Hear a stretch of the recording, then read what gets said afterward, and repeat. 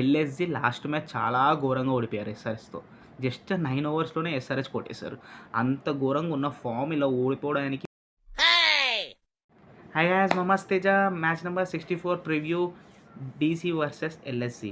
DC 13లో 6, LSG 12లో 6 రెండిటికి క్రూషియల్. కానీ డీసీ రన్ రేట్ ప్రకారం చాలా మైనస్లో ఉంది. గెలిచిన ఒకటి కాబట్టి ఛాన్సెస్ చాలా తక్కువ డీసీకి.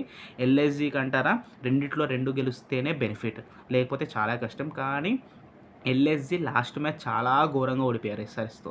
జస్ట్ 9 ఓవర్స్‌లోనే ఎస్ఆర్ఎస్ కొట్టేశారు. అంత ఘోరంగా ఉన్న ఫార్మ్ ఇలా ఓడిపోవడానికి ఇప్పుడు ఎల్ఎస్జీ చాలా డిఫెండ్ చేసుకోవాలి. ప్లస్ కాన్ఫిడెంట్‌గా ఆడితేనే గెలుస్తారు. ఆ డిఫెండ్‌ని చూసి ఇంకా వాళ్ళు ప్రెజర్‌లో పడితే డెఫినెట్లీ ఎల్ఎస్జీ ఓడిపోయినట్టే నేను చెప్తున్నా కదా. అండ్ ఆఫ్టర్ దాట్ డీసీ కూడా మంచి ఫామ్‌లోనే ఉంది. కానీ రన్ రేట్ మైనస్ బట్టి మోస్ట్లీ డీసీకి ఛాన్సెస్ తక్కువే. 7 అన్నాం, వేరే టీమ్స్ ఆల్రెడీ 7కి ఉన్నాయి కాబట్టే ఇప్పుడు డీసీకి లక్ ప్రస్తుతానికి కష్టమే. ఎల్ఎస్జీ మాత్రం రెండిట్లో 2. అండ్ ఇప్పుడు డీసీ విషయానికి వస్తే డేవిడ్ వార్నర్, జేమ్స్ ఫ్రాజర్ వీళ్ళిద్దరూ మంచిగా ఆడతారు. లాస్ట్ మ్యాచ్ రిషబ్ పంత్ లేడు, అది మెయిన్ థింగ్ అసలు డీసీ. డెఫినెట్లీ ఇప్పుడు రిషబ్ పంత్ మాత్రం డెఫినెట్లీ ఉండాల్సిందే. అండ్ మార్కస్ స్టైనిస్ ఎల్ఎస్జీ కదా, సారీ మర్చిపోయినా. దాని తర్వాత షాహిద్ ఓప్ అన్న, అభిషేక్ పోరల్ అన్న మంచి మంచి బ్యాట్స్మెన్స్ అయితే ఉన్నారు. లైక్ ఒక ప్లేయర్ని కుషాగ్రని కోర్స్ పెట్టి ఉన్నారు. ఆ ప్లేయర్ చాలా క్రూషియల్గా ఆడాలి. లాస్ట్ మ్యాచ్ ఆడించారు కాబట్టి తను ఈసారి తీసుకొస్తే బెస్ట్. దాని తర్వాత డీసీ విషయానికి వస్తే బౌలర్స్ అయితే చాలా మంచిగానే ఉన్నారు. Axar Patel last match captaincy చేశాడు. సేమ్ అట్లానే క్యాప్టెన్సీ చేసింది. కానీ ఈ మ్యాచ్ రిషబ్ పంత్ వస్తే కష్టం. తన బౌలింగ్ విషయంలో కూడా స్పిన్ అన్న కుల్దీప్ యాదవ్ ఉన్నాడు, ఖలీల్ అహ్మద్, మంచి మంచి బౌలర్స్ ఉన్నారు, ఇషాంత్ శర్మ. మంచిగా కొంచెం కంట్రోల్ చేస్తే చాలా బెస్ట్. మన వరల్డ్ క్లాస్ బౌలర్స్ ఉన్నారు, ముఖేష్ కుమార్, అందరూ ఇండియాకి డెబ్యూట్ అయిన ప్రతి ఒక్కరు ఆడుతున్నారు. ప్లస్ కొంచెం మంచిగా ఆడితే బెస్ట్. ఈ మ్యాచ్ చాలా క్రూషియల్ అని మనసులో పెట్టుకుంటే. అండ్ ఎల్ఎస్జీ విషయానికి వస్తే చాలా ఘోరంగా డిఫెండ్ చేస్తారు SRH last match ఎల్ఎస్సీని.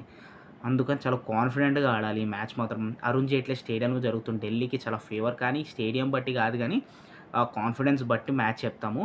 And starting మనకి తెలిసిందే కదా, అసలు ఆ ప్లేయర్స్ అన్న, అసలు ఎల్ఎస్జీ అన్న, డికాక్ అన్న, కేఎల్ రాహుల్ అన్న, మంచిగా మార్కస్ స్టైనిస్ అన్న, కృణాల్ పాండ్యా, మంచి మంచి ప్లేయర్స్. దీపక్ కూడా ఉన్నాడు, ఆయుష్ బడోని ఉన్నాడు.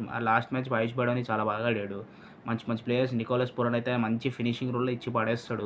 ఇంకా దాని తర్వాత బౌలింగ్ విషయానికి వస్తే ఎస్ ఠాకూర్ అన్న, మార్కస్ స్టైనిస్ అన్న మంచి ప్లేయర్స్. అసలు కృణాల్ పాండ్యా, రవి బిష్ణోయ్ వీళ్ళిద్దరు వరల్డ్ క్లాస్ బౌలర్స్. నాకు అసలు వీళ్ళిద్దరు బౌలింగ్ మాత్రం స్పిన్ అటాక్ మాత్రం చాలా బాగుంటుంది.